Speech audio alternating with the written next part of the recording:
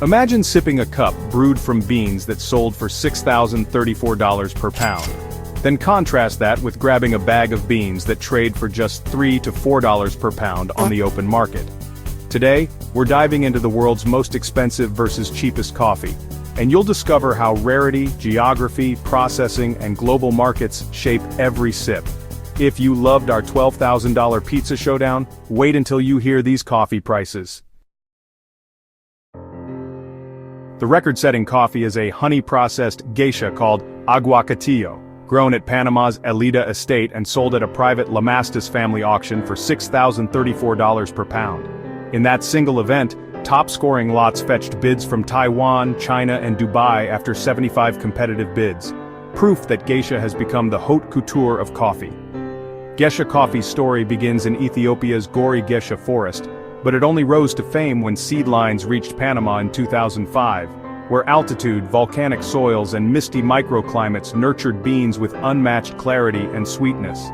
At Elida, cherries ripen slowly at over 2,000 meters above sea level, then undergo a honey processing method that leaves fruit mucilage on the bean, amplifying floral, jasmine, and honeyed notes. By the time these beans reach auction, each pound represents months of hand-picking, small yields, often under 10 kilograms per lot, and microscopic quality checks. Connoisseurs describe the flavor as a delicate dance of tropical fruit, bergamot and blossom, attributes that command record prices at private events. Even a single cup brewed from these beans can cost $125 in Japan, or $200 in Dubai, as specialty cafes pay premiums to share the experience. But for most coffee lovers, that price tag is pure luxury. On the opposite end of the spectrum, commodity Arabica green bean futures hover around 364.55 cents per pound, down from a 404-cent high in March 2025 amid volatile markets. After roasting, those beans cost roughly $4 per pound retail, and many grocery store blends fall between $3 and $5 per pound, making coffee one of the world's most accessible daily rituals. Why the Gulf?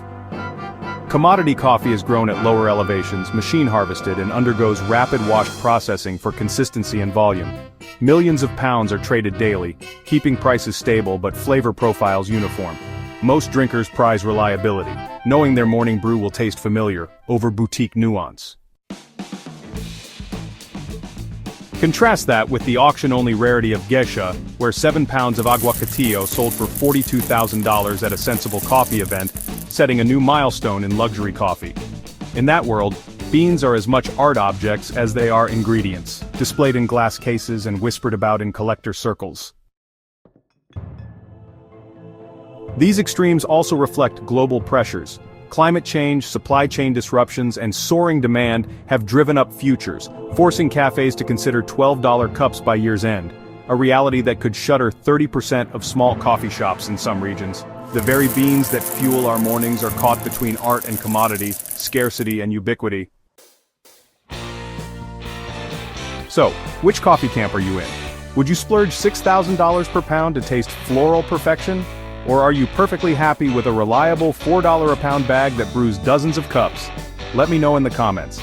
And if you enjoyed this deep dive, don't miss our episode on why this pizza costs $12,000. Hit subscribe and keep exploring the wildest extremes of luxury and value.